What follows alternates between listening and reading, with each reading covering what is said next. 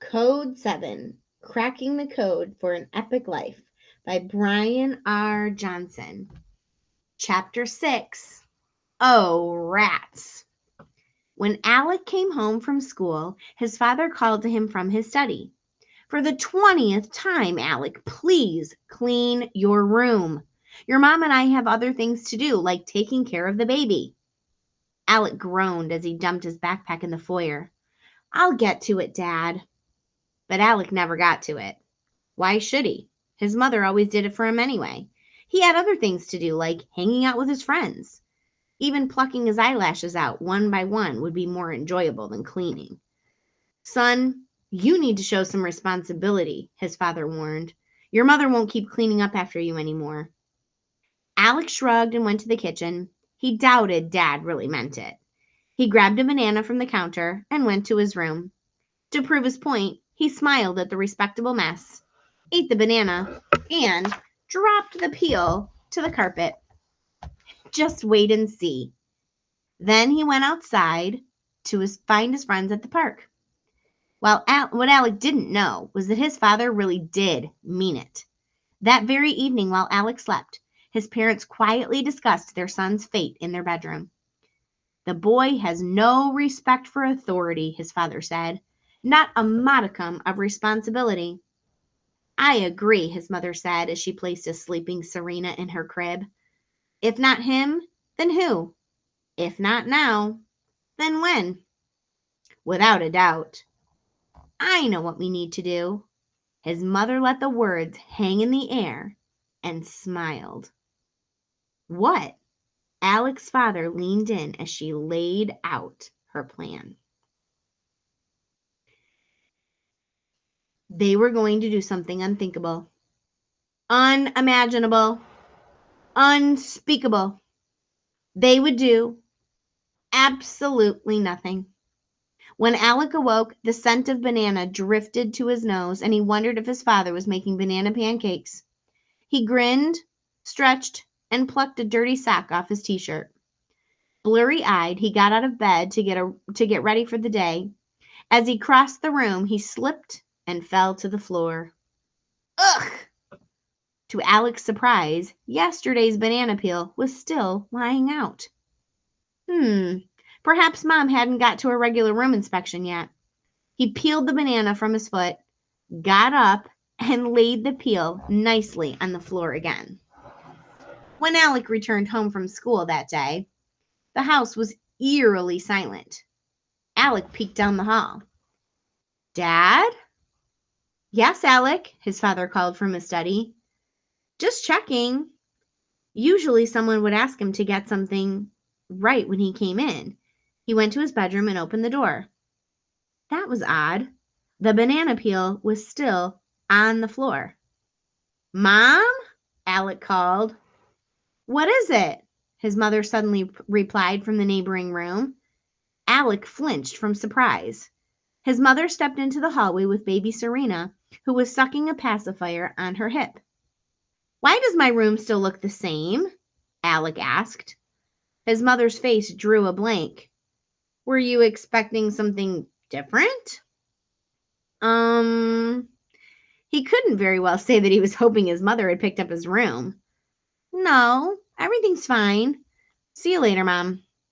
Confused, he stepped inside and shut the door. As he surveyed the mess, he crossed his arms and tried to figure out the perplexing situation. Then it came to him. He knew exactly what his parents were up to. This meant war. For the next week, Alec not only let his mess grow, he went out of his way to make it worse. He knew that there would be no way his neat freak mother and watchful father could stand to see Alec's room turn into a disaster. Naturally, they would have to give in first. But what Alec didn't know was that his parents had already seen worse from their children. Vomit in cars, urine on the walls, and blow-out diapers. Piles of dirty clothes, food crumbs, and rotten banana peels didn't faze them. Alec still refused to pick up his room. If he did, he would upset the balance of the universe. In Alec's mind, things like the cleanup of bedrooms were better left to the people who did them best. His mother was great at it. He was not. If he picked up after himself, he would be sending the wrong message. His parents might actually believe he was capable of such a task, and then things would really change. So Alec continued to sully his living quarters to a reprehensible state.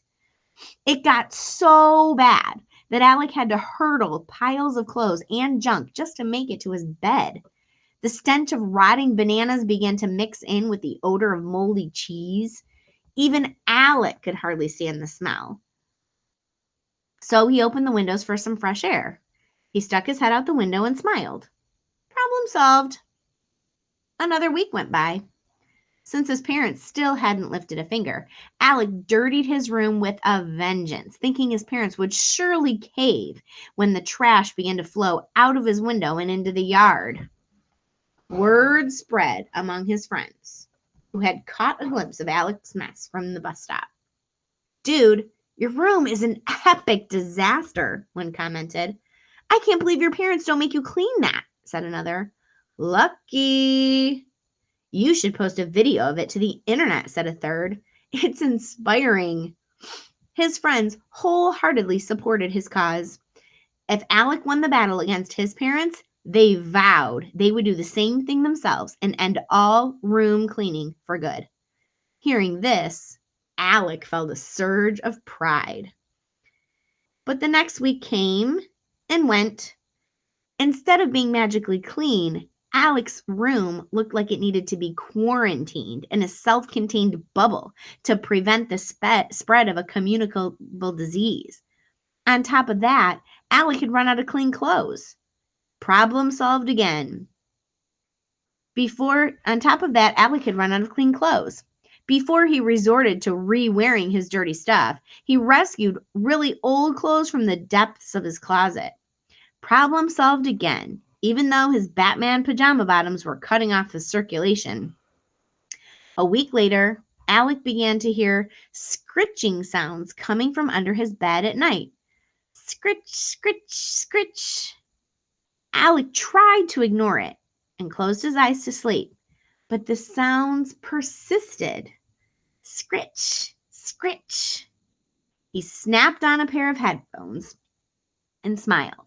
Once more, he'd found the perfect solution to the problem. Now he only had to endure the feeling of tiny rodent feet skittering across his chest while he slept. Not long after, things changed at last. The phone began to ring off the hook. Neighbors complained to Alec's parents. Rats had been seen streaming in and out of Alec's bedroom window. Alec quietly picked up the phone and eavesdropped. "My wife is thinking about serving rat loaf for dinner," a neighbor said. "You must stop this at once." Alec grinned. His parents would have to fix this at last. If not them, then whom? If not now, then when? To Alec's complete astonishment, his mother and father did absolutely nothing. What Alec didn't know was that his parents had been through much worse. His father's family had escaped from a war-torn country. His mother filed their taxes every year without an accountant. A bunch of rats scurrying in and out of their house didn't faze them. Soon enough, the neighbors grew angrier. Alec's family was reported for city violations.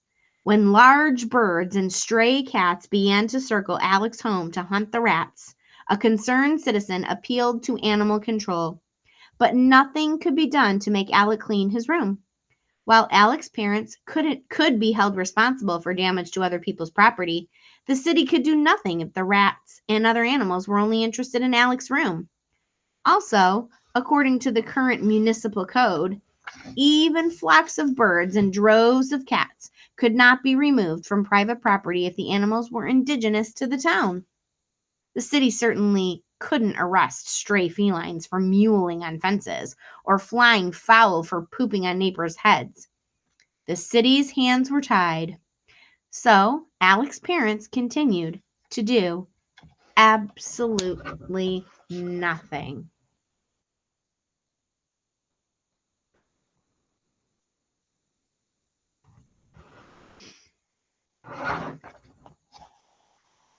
Alec's friends cheered him on.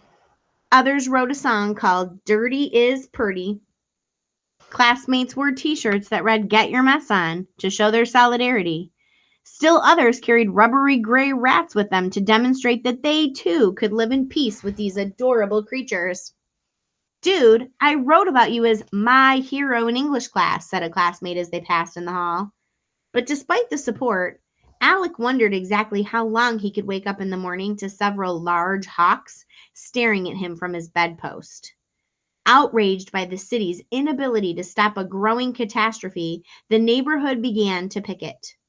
By the 5th week, Alec's messy room had made the 5 o'clock news and the front page of the Bugle. City Hall needs a cleanup to clean up boy's room. Embarrassed by the publicity, City Council called an emergency meeting. New laws would have to be passed to persuade Alec to clean up his room and prevent another situation like this from happening again. The next day, a letter was tacked to Alec's front door.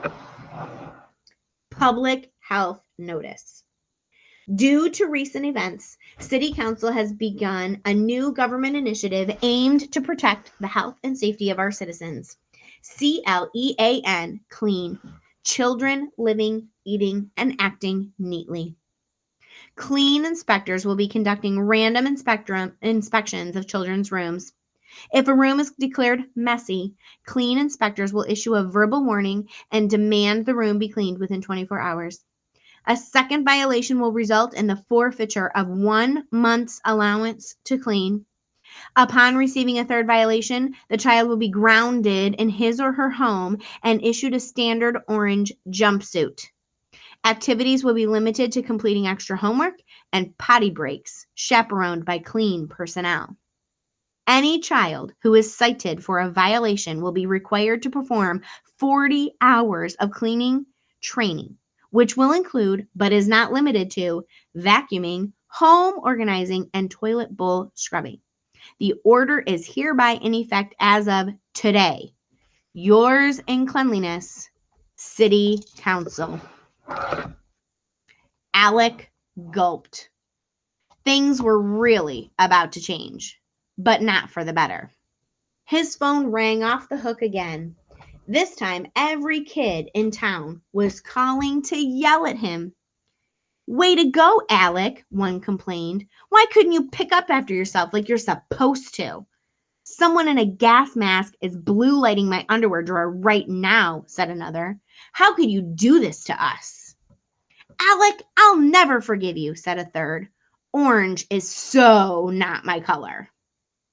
As Alec listened to every angry call, he stood in his bedroom and watched baby Serena play in a pile of his litter.